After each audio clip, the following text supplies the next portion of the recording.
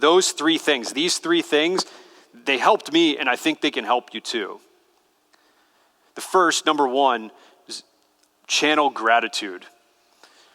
This is where everything begins. This is what grounds us. For me, this is the price of admission to even be able to consider doing the next two things.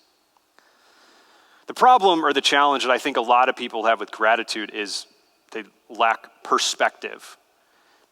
And I'm trying to get people to practice reframing their perspective, especially when facing challenges and uncertainty. Let me ask you all this. If there was a list that ranked every person in the world based on overall success and happiness from 1 to 8 billion, where do you rank? When I get anxious or upset about something silly, because I'm a human, or maybe even in a prison cell, where do I rank? Where do you rank? I'm so happy in life because I literally play this game all the time. Being content and grateful for what we have and not envious for what we don't have, while still being ambitious, is a different way to think about being satisfied.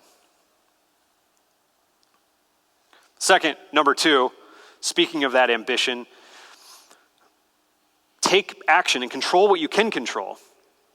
If we are honest with ourselves, I think we will say that our personality today, the very essence of our life, is a result of the challenges we've faced and the choices we've made as a result of those challenges, not because of the good times that we've had.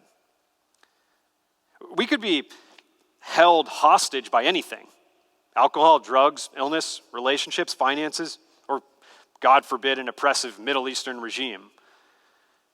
But the way that we embrace and manage those challenges, the actions we take, that defines who we become and from where we begin again. It's interesting. There are a lot of people who hear this story, who hear my story, and say, this guy is an idiot. Never should have tried to go to every country, never should have been in Syria in the first place. There are a lot of other people who hear my story and say, this guy is a hero for surviving. The truth is, I'm neither of those extremes. I became part of an extraordinary circumstance and just did my best to embrace and manage it. What I've learned to be true is that we can't always choose the exact path that we take in life, but we can always choose. We can always choose the way in which we walk it. And finally, number three, recognize that uncertainty means opportunity. People ask me all the time, Sam, if you could go back, would you still travel the way you did or still go on this trip? And on one hand, I would never want to relive captivity and wouldn't wish that on anybody. On the other hand, and more importantly, I would never want to give up everything that's come from it.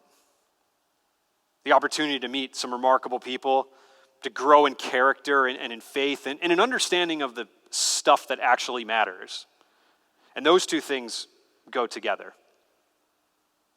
When you look up at me here today, someone who was so broken, letting this story and these messages be heard, what's possible in your life, in your education, your business? What's possible in your life? I'm nothing special. I wasn't prepared.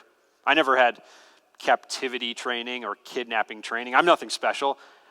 I just found a strength inside of me that we all have within ourselves.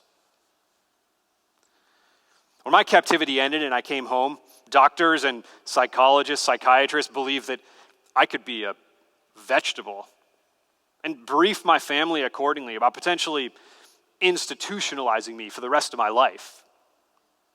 We're familiar with PTSD, which I mentioned I've experienced mildly. There's another medical term called PTG. PTG is post-traumatic growth.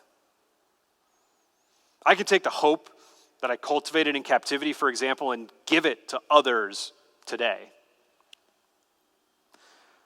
Uncertainty is a horrible thing to waste. As an athlete, entrepreneur, traveler, hostage, I will tell you there's value and opportunity in every experience.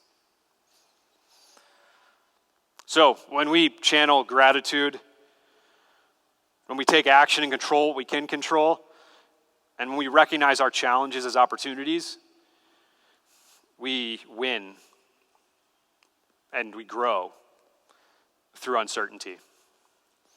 Thank you very much.